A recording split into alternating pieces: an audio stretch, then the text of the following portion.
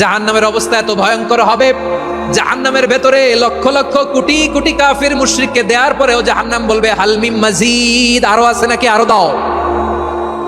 কোটি কোটি কাফেরের দল, মুশরিকের দল, সীমা লঙ্ঘনকারী দল, তাদেরকে যখন জাহান্নামে ফেলা হবে, বড় বড় পাথরখণ্ড জাহান্নামে ফেলা হবে, তারপরও জাহান্নাম বলবে হাল মিন মাজিদ, আরো আছে নাকি, দাও, আরো দাও, আরো দাও।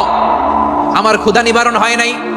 জাহান্নামে তো উত্তপ্ত হবে, জ্বলন্ত হবে, ভয়ঙ্কর হবে। জাহান্নামের এক অংশ আরেক অংশকে খেয়ে ফেলবে। আল্লাহু আকবার। ফেরেশতারাও টালমাটাল হয়ে যাবে। জাহান্নামের রক্ষী ফেরেশতারা কি করবে তারা নিজেরাও বুঝতে পারবে না।